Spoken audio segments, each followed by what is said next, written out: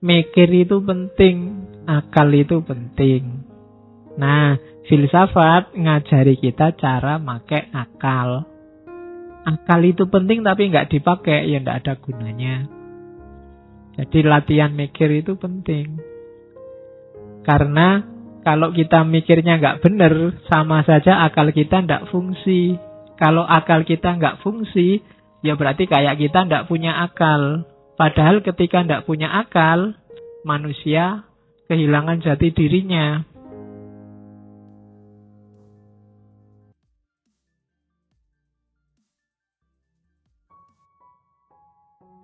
Assalamualaikum warahmatullahi wabarakatuh. Gimana caranya manusia biar selaras? Ya, lakukan hal yang baik. Yang baik itu apa? Yang harmoni dengan alam, harmoni dengan akal, harmoni dengan Tuhan. Kamu tidak harmonis dengan salah satu ini aja, tidak akan bisa baik hidupmu.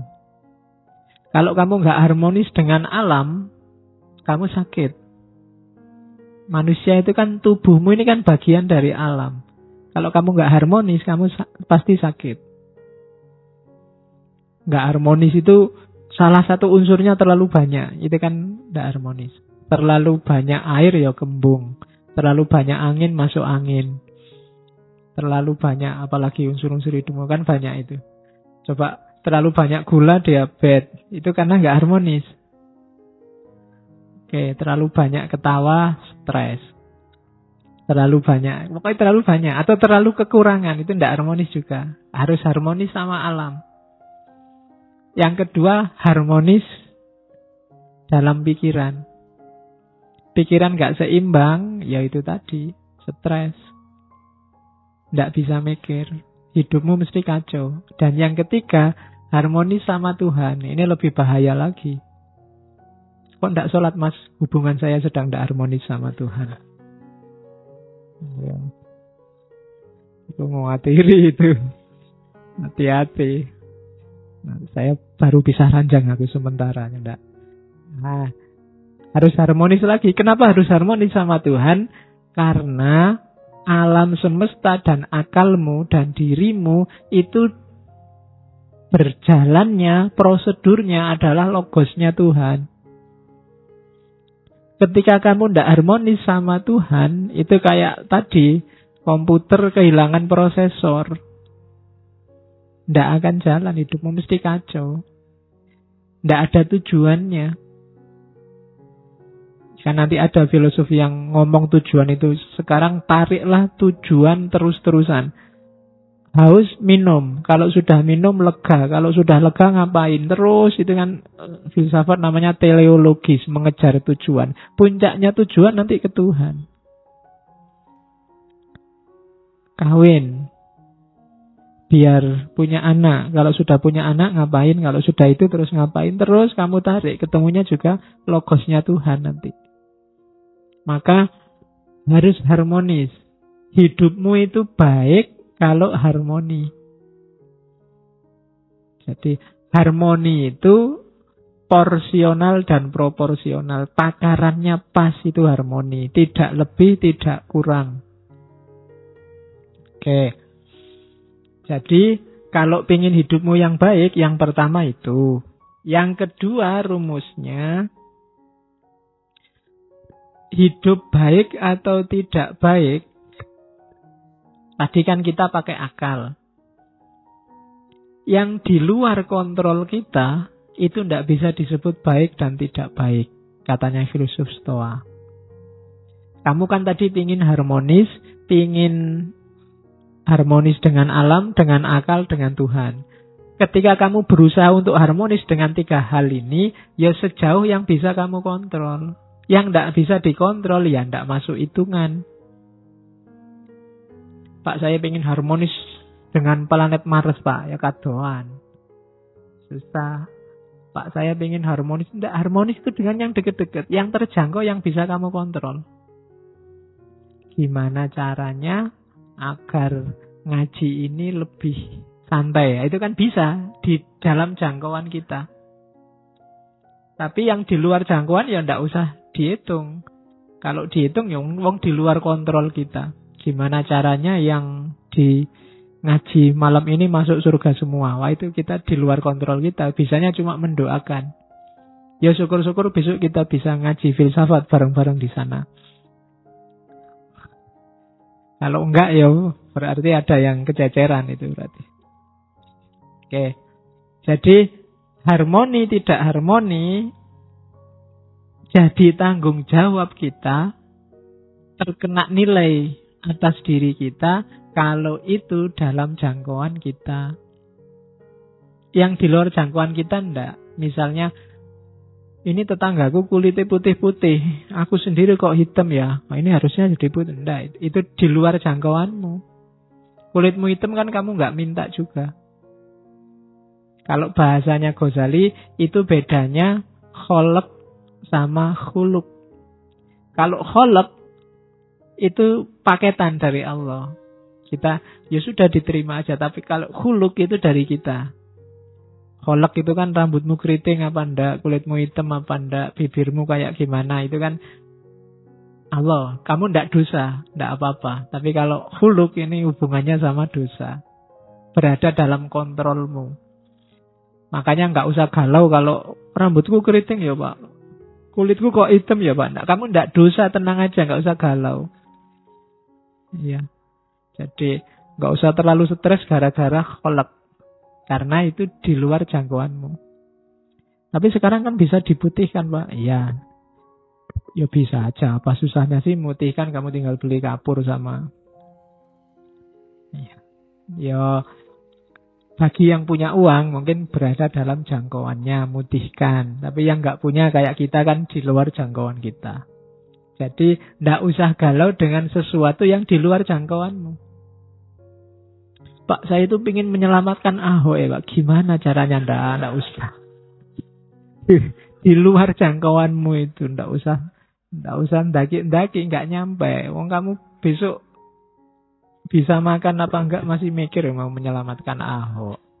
Jauh. Jadi enggak, yang di luar kontrolmu enggak. Jadi baik atau buruk itu dalam yang bisa kamu kontrol. Jadi yang pertama tadi rumusnya baik itu yang harmonis. Yang kedua baik atau buruk itu yang bisa kamu kontrol. Terus yang ketiga, tadi kan disuruh harmonis. Harmonis dengan alam, harmonis dengan akal, harmonis dengan Tuhan, itu jawabannya satu. Melakukan kebajikan. Kebajikan itu berarti apa? Melakukan hal yang utama.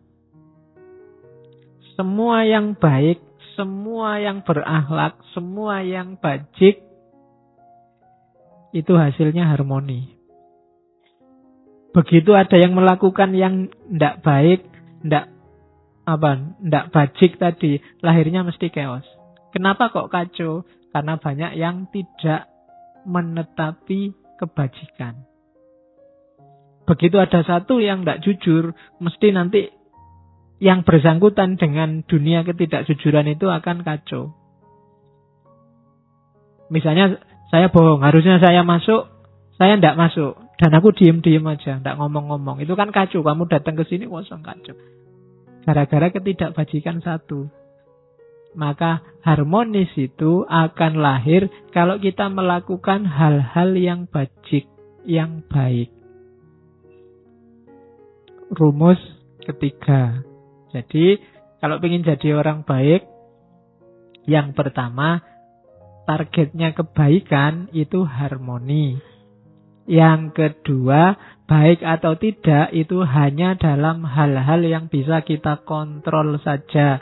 Yang enggak, ya enggak bisa baik, enggak bisa buruk. Yang ketiga, harmoni itu akan lahir melalui kebajikan. Enggak mungkin dari hal-hal yang tidak bajik akan lahir harmoni. Dari kecurangan, dari pengkhianatan, dari kebohongan, dari enggak akan. Mesti yang lahir chaos.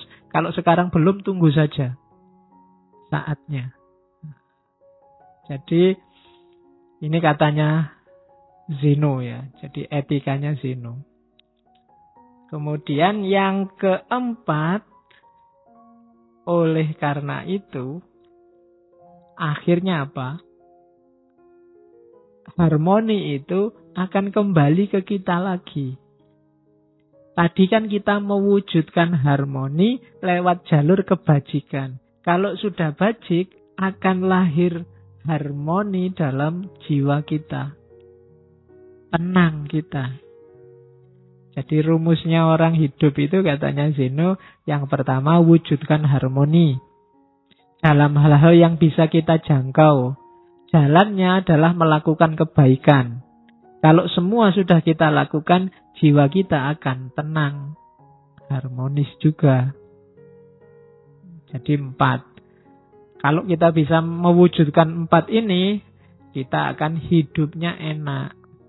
Itulah sunnatullahnya, kebaikan. Rumusnya itu. Kalau dilanggar sejak awal, ya kita tidak akan bisa menemukan harmoni dalam diri kita. Kalau jiwamu masih selalu nyari, pingin enak, masih pingin terus nuntut terus, berarti kamu perlu mewujudkan ini. Jalanmu perlu dihidupkan lagi lewat kebaikan. Biar lahir harmoni, biar jiwamu tenang. Dan itu pun dalam hal yang bisa kamu jangkau. Yang tidak bisa dijangkau, ya berdoa saja.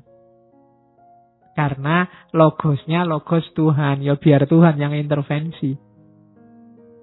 Oke, ini rumus pertama dari Zeno. Ini kalimatnya Marcus Aurelius tadi, yang kaisar tadi, menurut saya bagus. Waste no more time arguing about what a good man should be. Be one. Ya. Jangan buang-buang waktu lagi debat tentang orang baik itu kayak gimana. Be one. Jadilah orang baik sudah. Nggak usah terlalu panjang diskusinya. Kalau tentang jadi orang baik, kamu nggak usah tanya, orang baik itu kayak gimana sih Pak? Sini baik nggak, gitu baik, nah, kesuwen. Jadilah orang baik. Kamu sudah tahu, asal akalmu jalan. Ya, selama akalmu jernih, kamu akan bisa jadi orang baik. Tanpa harus panjang-panjang diskusi, katanya Marcus. Jadi, waste no more time arguing about what a good man should be. Be one. Wis dadi wong apik. Oke, jadi kalau ada yang tanya, gimana caranya jadi orang baik? Ya jadilah orang baik. Kamu sudah bisa. Masa ada yang tidak bisa jadi orang baik? Bisa. Cuma mungkin kamu tidak mau aja atau malas aja. Pasti bisa. Tidak ada orang yang tidak bisa jadi orang baik asal pikiranmu jernih. Ya kan? Karena di Stoa ini pikiran jernih itu nanti jadi modusnya, mengalahkan segalanya. Terus, kelanjutannya tadi. Kalau sudah harmonis tadi, baik pikiranmu maupun lingkunganmu, yang terjadi apa? Yang terjadi kebahagiaan. Kamu pasti bahagia. Oke. Nah, tadi kan ada yang loncat sedikit. Kalau ingin harmoni, lakukan kebaikan. Gimana caranya kita ketemu kebaikan?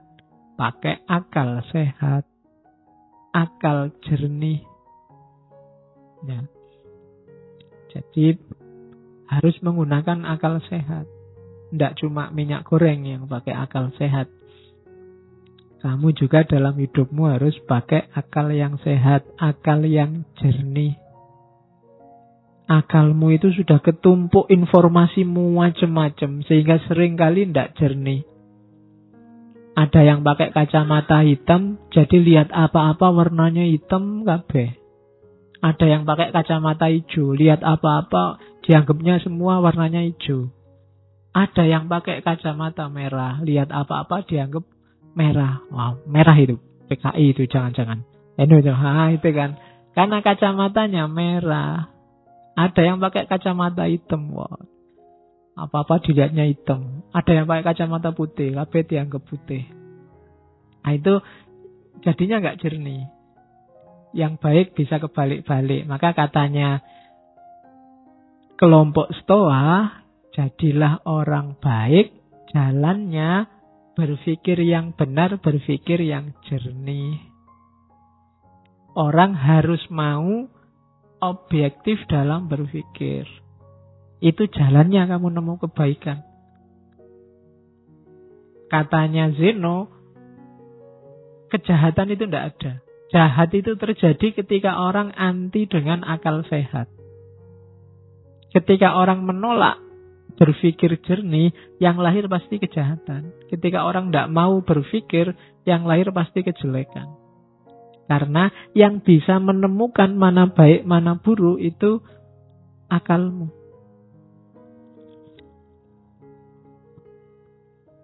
Kenapa kok bukan perasaan, bukan emosi?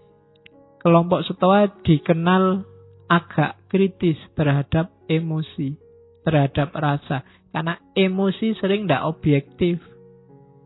Yang baik bisa jelek karena kecenderungan emosi. Atau sebaliknya, yang jelek kelihatan baik karena kecenderungan emosi, rasa. Sejelek apapun mungkin pacarmu, bagi kamu kan paling cantik. Itu rasa.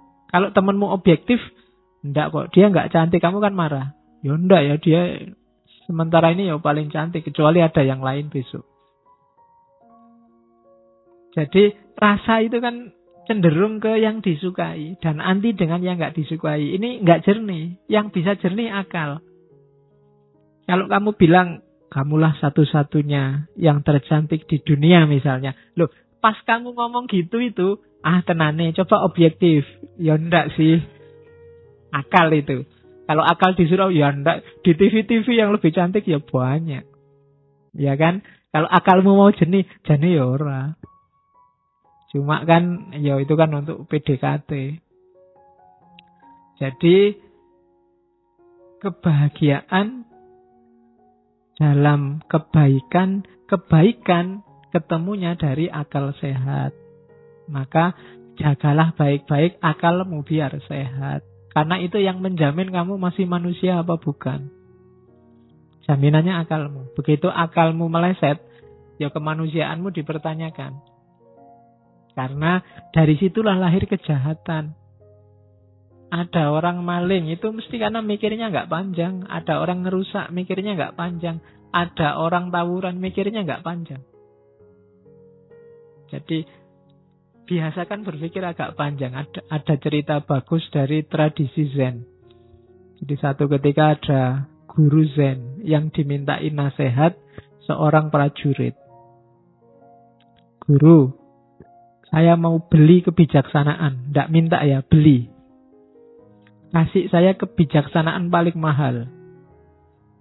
Akhirnya dikasih. Oke, tapi mahal ini ya. Oke, tak bayar berapapun, dikasih.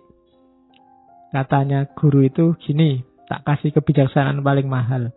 Sebelum kamu memutuskan sesuatu, majulah 3 langkah dan mundurlah 3 langkah. Baru lakukan keputusanmu. Ini prajuritnya heran. Kayak gini kok mahal opo itu. Iya. Begitu prajurit ini pulang, sampai rumah depan pintu lihat sandalnya orang lain. Istriku sama siapa ini di dalam? Kurang ajar. Begitu buka pintu kamar, bener di kamar ada yang tidur sama istrinya. Meskipun nggak kelihatan wajahnya, dia sudah marah, sudah nyabut pedang ini prajurit. Bunuh aja ini yang sama istriku. Begitu mau bunuh, tadi guru tadi nyuruh aku sebelum memutuskan sesuatu, maju 3 kali, mundur 3 kali. Oke deh, sudah bayar mahal-mahal ya, nggak apa-apa lah. Jadi dia maju 3 langkah, terus mundur 3 langkah karena ada jeda ini, terus istrinya bangun. Yang sama istrinya juga bangun. Lu ngapain kamu kok jalan maju? Ternyata yang sama istrinya ya saudaranya istrinya. Baru dia, selamat aku tadi maju 3 langkah, mundur 3 langkah. Coba kok langsung brus gitu, wassalam. Ya. Ya nasihatnya maksudnya, ya mikir dulu lah, jangan kesusu. Apa-apa itu difikir, pakai akal sehat. Nanti ketahuan jawabannya, jangan gerusa-gerusu diputuskan. Jadi, boleh kamu, ini nasihat mahal, buat kamu gratis, tidak apa-apa. Jadi kalau mau apa-apa, maju 3 langkah, mundur 3 langkah. Jangan langsung diputuskan. Mau nembak juga gitu. Kalau meskipun sudah di depannya, sebentar, maju 3 langkah, mundur 3 langkah. Ya. Lu siapa ngerti pas kamu maju mundur terus pacarnya datang, lah nggak jadi. Untung tadi urung nembak. Kalau sudah nembak malu kan dirimu. Oke, jadi pakailah akal sehat. Katanya Zeno, ada 4 biasanya, 4 hal yang merusak. Kenapa dia tidak terlalu suka dengan emosi. Yang pertama apa? Hasrat, keinginan. Keinginan ini biasanya orang itu kalau sudah ingin sesuatu, kejernihan pikirannya agak keruh. Dipertanyakan. Kalau sudah karep itu biasanya sudah tidak jernih lagi. Ketakutan juga begitu. Kalau masih ada yang bikin kamu takut, itu biasanya nggak jernih pikiranmu. Yang kamu pikir gimana caranya selamat gitu dok. Kadang mengorbankan banyak hal. Kesenangan. Kalau sudah seneng, wah, main game bisa 3 hari 3 malam. Ada kan yang begitu, sampai tewas main game. Itu kesenangan. Kan kemarin saya baca ada yang sampai tewas main game di warnet sampai 3 hari 3 malam dan meninggal di warnet. Itu kan kesenangan yang merusak. Kadung seneng sama WA, kadung seneng sama Facebook. Pokoknya tidak pernah lepas dari tangan. HP dicas aja dipegangi terus ngalang-alai. Sedang ngapain itu ya. Jadi HP sekarang jadi yang mengendalikanmu. Kayak binatang yang dikasih apa? Ditali itu. Yang nali itu ya HP-mu itu. Kamu selalu ke situ. Oke, jadi kesenangan. Hati-hati dengan kesenangan. Kesenanganmu apa? Itu kadang-kadang bikin pertimbanganmu nggak jernih. Wis kadung seneng. Nanti boleh kamu tulis di kamarmu besar-besar, hati-hati dengan keinginan, ketakutan, kesenangan, dan rasa sakit. Kalau rasa sakit ini biasanya dihindari. Rasa sakit, rasa nggak enak itu biasanya orang cenderung lari. Itu juga bikin pikiran nggak jernih. Dosen mau ngasih tugas, mau dikasih tugas nggak usah pak, karena kamu membayangkan susahnya bikin tugas. Kamu nggak mikir loh, kalau bolak-balik bikin tugas lama-lama kamu terbiasa loh. Punya pengalaman nulis itu luar biasa. Tapi kamu lebih suka menghindar karena membayangkan susahnya bikin tugas. Mau wajib bikin tesis atau tesis bisa diganti bayar saja. Bayar saja pak, mungkin gitu seandainya ditawari. Kenapa? Kamu membayangkan sakitnya bikin tesis. Tidak melihat manfaatnya, kamu hanya menghindari susahnya. Nah itu rasa sakit. Orang biasanya nggak jernih mikirnya. Keinginan, ketakutan, kesenangan, rasa sakit, kamu waspadai. Karena sering bikin pikiranmu nggak jernih. Oke. Jadi gantilah 4 itu dengan berpikir jernih. Keinginanmu itu masuk akal enggak? Ketakutanmu itu masuk akal enggak? Kesenanganmu itu porsinya berapa persen harus dituruti, berapa persen harus dijauhi. Rasa sakit juga begitu. Dari situ kamu akan bisa menjalankan milih yang baik. Kalau sudah, kamu akan bahagia karena hidupmu harmonis, lahir dan batin. Itu rumusnya Stoa. Nah, ini teori self-preservation. Apa enggak boleh Pak? Kita punya hobi, punya kesenangan, ingin kaya, ingin kepuasan tertentu, boleh. Cuma hati-hati melampiaskannya. Self-preservation itu melestarikan dirinya sendiri. Biar hidupmu enak, hidupmu nyaman, hidupmu bahagia. Hakmu untuk makan enak, hakmu untuk tidur nyenyak, hakmu untuk seneng-seneng, ya self-preservation itu. Tapi kayak Epikuros kemarin, jangan sampai kontraproduktif. Maunya seneng-seneng, akhirnya susah. Kayak yang minum oplosan itu kan, maunya seneng-seneng. Tapi akhirnya, wallahu a'lam bishawab. Innalillahi. Nah, itu kontraproduktif namanya. Ya seneng sama game ndak apa-apa, seneng sama internet ndak apa-apa, seneng sama WA ndak apa-apa, tapi penuhilah secukupnya. Dalam rangka apa? Self-preservation. Self-preservation itu melestarikan dirimu biar nggak cepat punah. Loh ya, kalau kamu punah itu kan secara eksistensial maupun secara esensial. Kamu main game terus sekarang, ya mungkin masih hidup, tapi waktumu habis sia-sia. Temanmu sudah ngapain, kamu masih ngapain. Oke, jadi self-preservation. Jaga dirimu, lestarikan dirimu. Kalau ada yang kamu senengi, ya puaskan secukupnya. Kalau ada yang kamu takuti, ya kendalikan secukupnya dan seterusnya. Biar kamu tetap lestari jadi manusia. Kalau enggak, ya dirimu bisa punah nanti. Kamu yang sejati enggak keluar. Yang keluar kamu yang iseng, kamu yang seneng-seneng, kamu yang bukan aslinya. Karena kamu enggak memberikan sepenuhnya. Suka lihat TV ya enggak apa-apa, ini sekedarnya saja. Jangan pulang dari kampus di depan TV sampai malam cekelani remote. Enggak pindah-pindah. Acaranya enggak enak semua ya enggak apa-apa, ganti channel. Oke, itu enggak self-preservation namanya. Terus, jadi ini ya, ini pikiran-pikirannya diawali dari Zeno. Nanti kita lihat gagasan-gagasan tokoh-tokoh utamanya satu-satu. Ya, ini katanya Marcus lagi. He who lives in harmony with himself lives in harmony with the universe.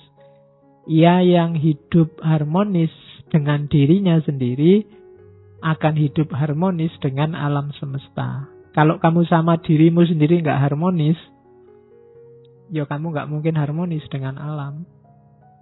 Kamu sama dirimu sendiri nggak damai. Nggak damai itu bisa pikiran sama perbuatanmu beda. Bisa antar pikiran kamu nggak jelas antara ya dan tidak. Itu namanya nggak harmonis. Pingin mutusin apa tapi nggak bisa. Pingin A tapi yang terjadi B, itu nggak harmonis sudah. Kalau dalam dirimu sendiri perang terus, oh ya sudah, kamu tidak akan bisa harmonis dengan alam semesta. Maka harmonislah. Apalagi sama orang lain, sama dirimu sendiri kamu gegeran terus. Gimana sih aku ini, bikin malu aja. Gimana sih aku ini, kan sering gitu kan. Bodoh banget ya aku ini tadi. Nah itu kamu sama dirimu sendiri aja gegeran. Apalagi sama orang lain. Maka he who lives in harmony with himself lives in harmony with the universe. Marcus Aurelius. Oke. Ini selanjutnya katanya Zeno. Saya bilang tadi ya di awal, Zeno dari Citium, bukan Zeno dari Elia. Nah, nama Zeno itu banyak. Ada yang menganalisis dia satu akar kata sama Zen. Tapi nggak tahu juga. Ya memang ada kata-kata Zenonya, Zennya. Kalau yang nonton kartun Dragon Ball juga ada Zeno sama. Ya, yang nonton Dragon Ball Super itu. Ya, itu yang paling jagoan di antara jagoan itu. Padahal kecil. Oke, yang nggak suka kartun nggak ngerti mesti. Terus tidak ada ini katanya, yang bisa mengusik kebahagiaan orang yang makomnya sudah wise, sudah bijaksana. Orang bijaksana itu tidak bisa sumpek. Kenapa? Tidak ada yang bisa mempengaruhi dia. dia sudah kokoh. Uraiannya begini, misalnya. Anggap apa wis yang paling bikin kamu tidak bahagia? Wah, saya nggak bahagia karena nggak lulus-lulus. Saya nggak bahagia karena kan banyak itu kamu munculkan di pikiranmu. Terus kamu galau. Kuncinya sebenarnya sederhana. Kamu jadi galau karena macam-macam tadi, karena kamu pedulikan semua itu. Cara paling gampang menghadapi itu semua, nggak usah dipedulikan. Nggak usah dimunculkan di pikiranmu, selesai. Pak, tesisku lho Pak, nggak jadi-jadi. Lah salah mbok pikir terus. Emangnya nek mbok pikir terus tesismu jadi tiba-tiba, kan enggak? Ya kan? Ya udah dikerjain aja tanpa harus galau. Wah ya memang satu-satunya jalan dikerjain. Ngapain energinya double, satu buat ngerjain, satu buat galau. Ya kerjain aja, nggak pakai galau. Yang bikin galau kan karena kamu tampilkan sendiri di pikiranmu, terus kamu sumpekkan dirimu. Kamu sumpekkan sendiri dirimu. Itu yang kuncinya sehingga kamu sumpek hidupmu. Wah ini ndak bisa Pak. Saya mikir nggak ketemu jawabannya. Ya sudah, kalau nggak ketemu ngapain dipikir terus? Wong ndak bisa ketemu jawabannya. Ya sudah, kalau bahasa fikihnya mauquf aja. Kalau ada masalah mauquf, ndak bisa dijawab, selesai. Nggak usah dipikir terus. Wong dipikir jelas-jelas kamu ndak bisa jawab kok. Biarin aja. Nah, jadi kuncinya apa? Biar kamu nggak sumpek, nggak usah dibikin sumpek.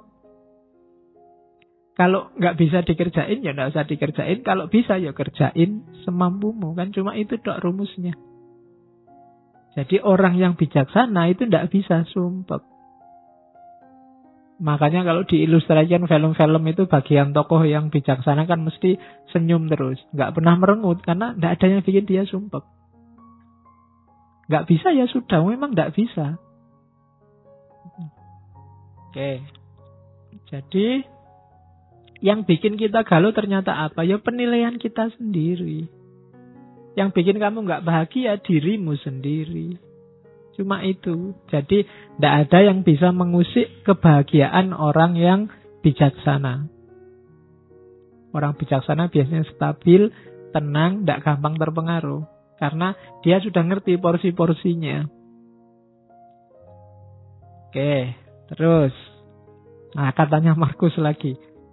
Reject your sense of injury and the injury itself disappears. Tolaklah rasa sakit itu, dan rasa sakit itu akan hilang. Jangan mau lama-lama sakit. Patah hati misalnya, kasih waktu aja secukupnya. Atau tolaklah. Diputus sih diputus. Nggak pakai sakit sih ya biasa aja. Kemarin berdua, sekarang sendiri. Kan cuma itu aja situasinya. Kalau kamu nggak mau sakit, nggak akan sakit. Hanya kamu mau sakit sih. Akhirnya dipikir-pikir sendiri, dibikin-bikin puisi sedih sendiri, dibikin terus. Jadi terus kamu sumpek sendiri. Jadi tolak aja rasa sakit itu. Habis dimarahi dosen, sakit hatiku. Lah ngapain? Aku nggak mau sakit, nggak sakit. Tapi karena kamu mau memasukkan rasa sakit itu dalam dirimu, ya sakit. Jadi reject your sense of injury and the injury itself disappears. Wong kamu baca WA aja kadang mangkel, kadang marah, kadang sakit, lu ngapain? Wong yang bikin ngawur kok, kadang ngarang-ngarang, kadang bohong. Wong kamu sudah ngerti hoak gitu loh, kamu marah. Lah kok mau-maunya kamu menghabiskan energi untuk marah terhadap sesuatu yang tidak ada hubungannya sama dirimu. Kamu sakit tentang sesuatu yang menurut kamu itu tidak benar. Tidak benar kok bikin kamu sakit, ya nggak usah. Jadi reject, tolaklah rasa sakit itu dan dia akan hilang. Itu yang katanya Marcus Aurelius. Jadi jangan mau sakit, jangan mau galau. Kuncinya lagi-lagi ternyata di pikiran. Kamu sendiri yang mendramatisir. Sehingga kasus biasa-biasa kayak film India. Jadi kamu terus nangis, padahal ya biasa aja. Ya kayak kapan tadi apa ya, saya dapat WA yang anak kecil ayamnya mati terus dia nangis itu. Itu kan ayam mati biasa, tapi ya karena anak kecil nangis. Kalau kamu ikut nangis juga, itu baru bahaya. Jadi yang kayak gitu kamu nggak bisa menolak. Ada banyak hal yang sudahlah, itu nggak penting. Oke, terus. Dan itu nanti hubungannya dengan kontrol kita atas keinginan. Manusia itu memang fitrahnya dia bahagia kalau keinginannya tercapai. Berarti kunci kebahagiaanmu ada di keinginan. Maka pinter-pinterlah menegaskan keinginan. Begitu kamu keliru, kamu sedang bunuh diri. Bikin keinginan, rancang keinginan yang dalam kontrolmu. Kayak tadi. Bukan sesuatu yang di luar jangkauanmu. Jadi, karena kalau kamu menginginkan sesuatu yang di luar jangkauanmu, hasilnya pasti kecewa. Jangan menginginkan sesuatu yang di luar jangkauanmu. Wong kamu sudah jelas, sekarang semester 14 sudah mau kena DO, saya cita-citanya cum laude, Pak, tercepat terbang. Wis ora iso jelas itu. Daripada kamu stres, mending sudah, yang penting lulus. Ya, jadi jangan menginginkan sesuatu yang di luar jangkauanmu. Nanti lihat artis di TV kamu jatuh cinta. Pokoknya aku harus dapat dia. Ya, tidak mungkin, jauh. Wong artis itu, kamu siapa? Kan begitu. Nanti daripada kamu stres, tidak karuan juntrungannya loh. Ya cukup kamu beli kaca aja, lihat di kamar. Oke, jadi jangan menginginkan yang di luar jangkauan. Ukur kekuatanmu. Terus, karena kamu bisa kecewa kalau salah menetapkan keinginan.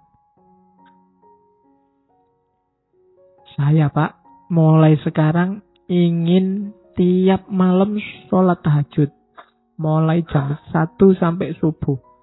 Nggak putus-putus. Wis, kecewa mesti kamu nanti. Kenapa? Mungkin di luar jangkauanmu, wong kamu sholat subuh, ayo. Iya. Jadi, inginkan yang dalam jangkauanmu. Itu penting bagi yang tidak ingin stres. Oke. Karena itu, kalau tiba-tiba terbersit apapun yang menurutmu itu di luar jangkauanmu, kalimatnya Stoa apa? You are nothing in relation to me. Kamu tidak ada hubungannya sama aku. Jadi jauh-jauh. Jalan-jalan di mall, lihat orang belanja baju banyak sekali, harganya ratusan ribu. Kamu mau beli kaos 40 ribu aja diwolak-walik pengkel. Nah, lihat orang itu, you are tidak ada hubungannya sama aku. Kita beda dunia. Nggak usah membayang-bayangkan, menginginkan yang kayak yang kamu lihat. Nanti kamu malah stres sendiri. Jadi kamu harus punya senjata ini tadi. You are nothing in relation to me. Ada cowok cewek pacaran, cakep. Cowoknya cakep, ceweknya cakep. Kamu nonton. Kamu jomblo sudah bertahun-tahun. Biar nggak galau apa? You are nothing in relation to me. Kamu nggak ada hubungannya sama aku. Kita dunianya beda. Loh, itu lebih simpel. Lah daripada kamu stres, kamu mangkel marah, malah menghabiskan energi kayak tadi untuk yang sia-sia. Biarin aja lah. Mereka punya dunia sendiri, aku punya dunia sendiri. Aku cukup nonton TV sendirian. Di kamar sendirian, makan sendiri, masak sendiri. Oke. Yuk, bikinlah nanti narasi-narasi untuk lebih baik sendiri. Lebih merdeka sendiri. Sudah apa-apa lah untuk menghibur diri. Jadi, Inginkan yang bisa kamu kontrol. Untuk yang tidak bisa kamu kontrol, kok tiba-tiba kamu berhasrat, katakan, you are nothing in relation to me. Kamu tidak nyambung lagi, kita frekuensinya beda. Nah gitu aja kan, lebih nyaman, lebih enak daripada kamu stres. Ada orang dinasehati, baik-baik nggak manut, oh ya sudah, you are nothing in relation to me, kita beda jalur.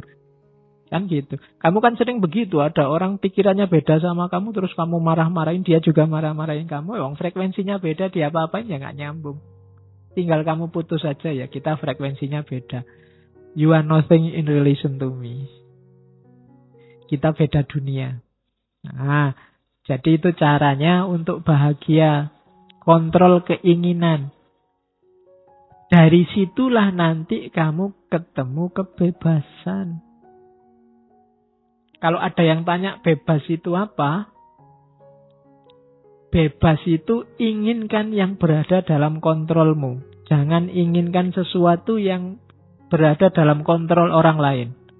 Kalau cita-citamu menginginkan sesuatu yang jadi milik atau dikontrol orang lain, maka saat itu juga kamu jadi budak. Budaknya siapa? Budaknya orang lain yang mengontrol keinginanmu tadi. Kalau cita-citamu misalnya jadi PNS, dan menurutmu di luar kontrolmu, maka kamu akan jadi budak orang yang mengontrol penerimaan PNS. Kalau cita-citamu ndak jomblo lagi, punya pasangan, padahal di luar kontrolmu, kamu akan dikontrol orang yang bisa ngasih kamu pasangan atau menjanjikanmu jadi pasangannya. Ya kan? Kalau cita-citamu harta, padahal itu belum waktunya dan di luar kontrolmu, maka kamu akan jadi budak orang yang bisa memberikanmu harta. Namanya jadi nggak bebas. Maka kalau kamu ingin bebas yang sejati, inginkan yang hanya dalam kontrolmu saja. Yang di luar kontrolmu nggak usah diinginkan. Jangankan di luar kontrolnya orang lain, di luar kontrolnya Allah pun jangan ditagih-tagih ya Allah, kok dulu aku anaknya orang desa, mbok aku anaknya presiden, apa anaknya menteri. Ya kalau kamu yang diinginkan itu, kamu jadi tidak bebas. Kebebasan itu inginkan yang dalam kontrolmu. Jangan nagih sesuatu yang di luar kekuasaanmu. Dan kamu nggak dosa kok kalau hanya menginginkan yang dalam kontrolmu. Tidak apa-apa, kekuasaanmu cuma itu. Agama kan mengajarkan begitu. Kalau kamu sholat, tidak kuat berdiri, ya duduk. Tidak usah iri dengan orang yang bisa berdiri. Yang berdiri juga begitu. Jangan iri, enak ya itu sholatnya duduk. Kalau pengen sholat duduk, sakit dulu. Kan begitu. Masing-masing punya jatahnya sendiri-sendiri. Ya mungkin jatahmu sekarang masih jomblo, yang lain jatahnya sudah punya pasangan, itu biasa. Jadi tidak harus menginginkan yang di luar kuasamu. Kecuali janjane sudah dalam kuasamu, kamu nggak jomblo lagi. Tapi kamu milih jomblo, wah itu rasa dewe nanti. Iya, kamu akan galau mesti. Harusnya kamu ambil, tidak kamu ambil. Jadi bebas yang sejati itu apa? Bebas yang sejati itu menginginkan yang dalam kontrolmu. Bukan yang di luar kontrol. Mari kita demo biar Donald Trump gak jadi presiden Amerika lagi. Kejauhan. Hasilnya mesti stres. Jadi ya yang deket-deket lah. Terlalu jauh kalau Donald Trump. Ya orang Indonesia ya presiden Indonesia. Kalau gak kuat ya gubernur, gak kuat ya bupati. Kalau masih gak kuat ya Pak RT, Pak RW misalnya loh. Itu kan dalam jangkauanmu, bukan yang di luar jangkauanmu. Kalau mimpimu terlalu besar, hasilnya kecewa. Atau kamu jadi budak yang bisa mewujudkan mimpimu. Jadi bebaslah. Bebaslah berarti apa? Inginkan hanya yang berada dalam jangkauanmu. Terus yang kedua, lanjutannya kebebasan. Kenapa sih ada yang tidak terjangkau? Ya, karena all can be free internally in mind, none can be free without in body. Kita itu akal sih bisa bebas, cuma mewujudkan isinya akal itu tidak bebas. Kamu mikir apa saja kan bisa, boleh. Tidak ada sanksinya malah. Satu-satunya yang bisa bebas murni itu kan cuma mikir, akal. Cuma mewujudkan pikiran itu tidak bebas. Kita sudah terikat. Kamu mikir seandainya aku bisa terbang ya, bisa di pikiran. Tapi kalau mau diwujudkan, kamu harus punya uang dulu terus naik pesawat. Tidak bebas. Kalau nggak punya uang ya tidak bisa kamu bisa terbang. Ya kamu loncat dari atas gunung ya terbang sebentar. Terus wassalam. Ya kan? Can be free, kita nggak bebas. Kalau mau diwujudkan nggak bebas sudah. Pak saya pengen jadi presiden, bebas. Begitu ingin mewujudkan, itu baru nggak bebas. Macam-macam sudah halangannya, nggak sesederhana mikir. Makanya dulu pernah saya bilang, kebebasan yang sejati bisa dalam pikiran. Dalam hidup sehari-hari, halangannya banyak. Macam-macam, in body. Mungkin kamu sumuk, pinginnya segera kayak gini, pingin nyopot baju, terus kipas-kipas. Senang ini sudah. Tapi kan begitu banyak orang di sini kan kamu nggak bisa. Kalau kamu nyopot baju di sini, yang lain mesti bubar baunya. Lo kan nggak bebas kan kamu nyopot baju akhirnya. Kenapa? Ada yang lain. Tapi di pikiran tadi kamu bebas. Menginginkan itu kan dalam pikiran. Bebas, kamu bisa. Kalau sekedar menginginkan bisa apa saja. Tapi kalau kamu tidak hati-hati, ketika keinginan ini kamu wujudkan, kamu akan dicegat oleh banyak sekali halangan. In body, realitas sehari-hari. Jadi rumusnya di situ. Itulah kenapa biar kamu nggak kecewa,